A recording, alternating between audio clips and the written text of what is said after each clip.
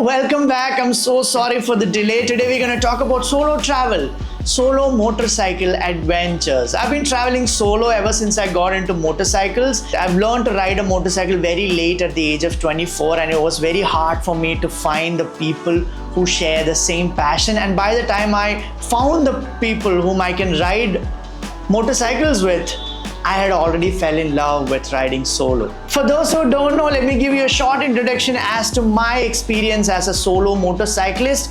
I rode all across Karnataka, Tamil Nadu, and of course Kerala on my Duke 390.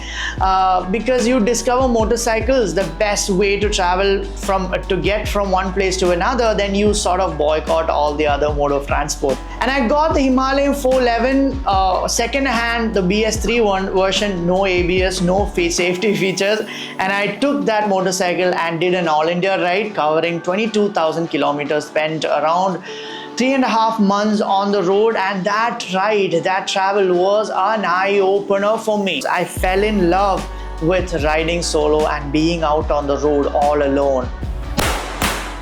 Then I bought the Himalayan 450. All of the adventures that I did with the Himalayan 450 are documented and shared it with you on this YouTube channel, so you can check it out. This video is about all the things that I've learned riding solo on a motorcycle for all these years. The intention of this video is not to tell you that solo traveling is the only correct way to travel or it is better than all the other types of travels. No, it is not. I know full well that people travel for different reasons and they are all fine.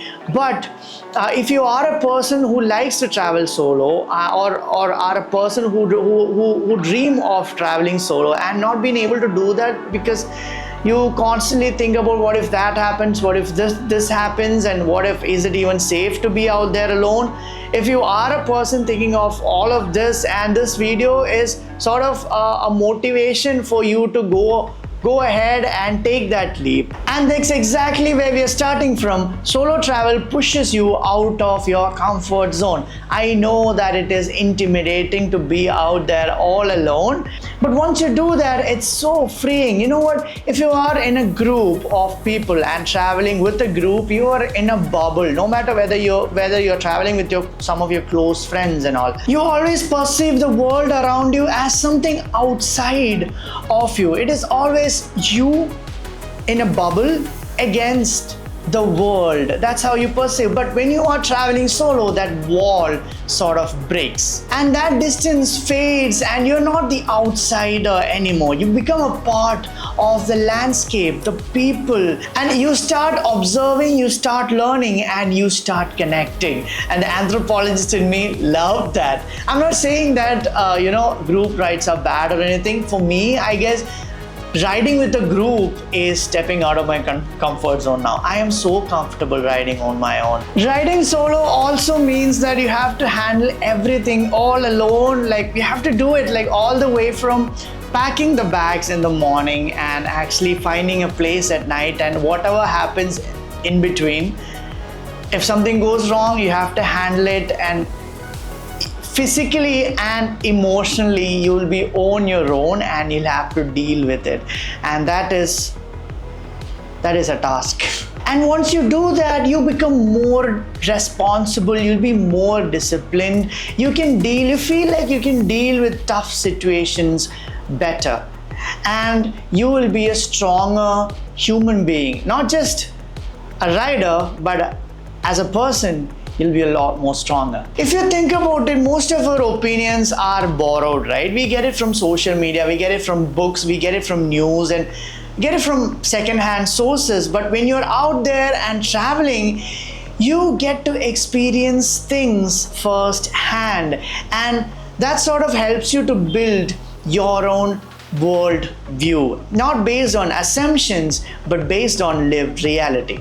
And here is something that I've discovered. People are good. No matter where they're from, what religion that they belong to, what language they speak, what politics that they have. People are genuinely good. They're very kind and warm-hearted, good people.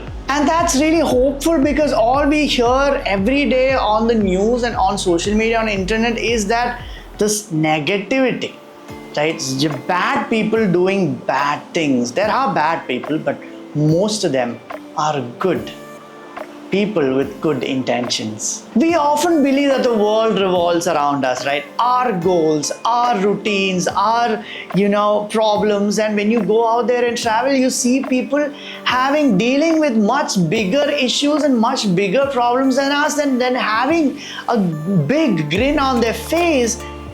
It's so humbling. Like, your problems and your issues and whatever that you're going through will become so small, and that forces you to appreciate the little things: hot food, a clean space to sleep, a call from someone who knows you, or even having options for clothes, right? That all of these little things become luxuries, and you appreciate them even more. And then you learn the difference between needs and wants. Think about it when you're on a motorcycle, especially when you're traveling on a motorcycle for long distance. You're staying out on the road for a long time.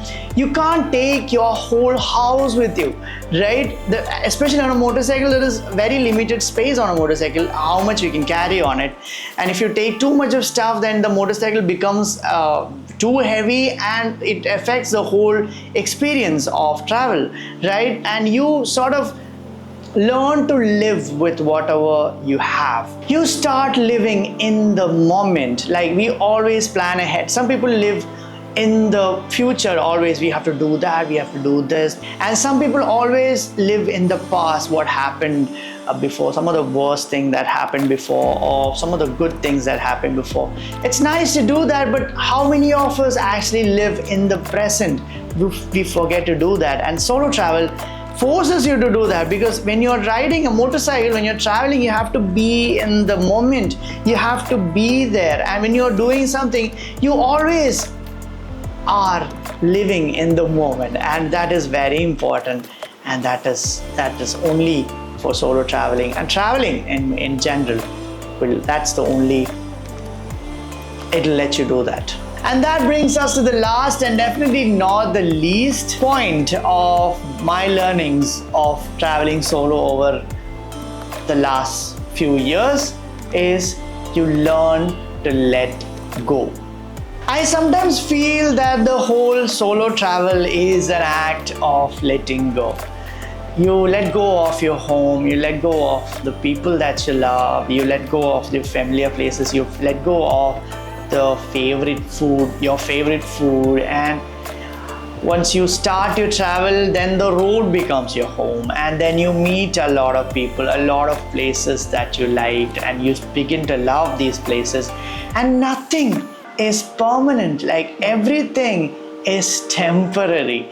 Like, that's very hard. Sometimes a beautiful sunset that you witnessed lasted a little longer, or a beautiful conversation, or a moment that you shared with a stranger, you wish that they stayed for just 5 minutes, 10 minutes more. Never happens. And I was so lucky to be traveling with some of the beautiful people out there, and some people you meet again and become friends with, and some people you never meet. Now, after all this, I know what you guys will be thinking. Well and good, but is it really safe to travel in a country like India?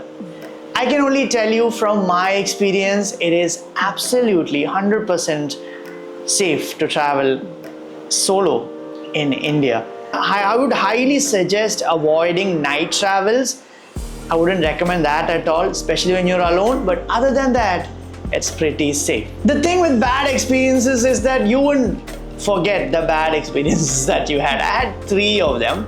2 of them were from Nepal and 1 of them from India.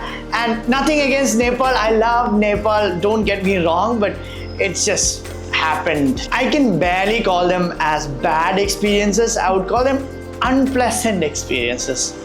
That's a better way to put it. You cannot always put the blame on the people. It's also about how you carry yourself too. If you have a bad attitude, if you treat the people bad, they obviously gonna respond to it. Suppose if you're going through a hard time in your life, in your personal life, when you're traveling, please don't spill that negativity into your interaction with the people that you meet. That's something that I've learned, right?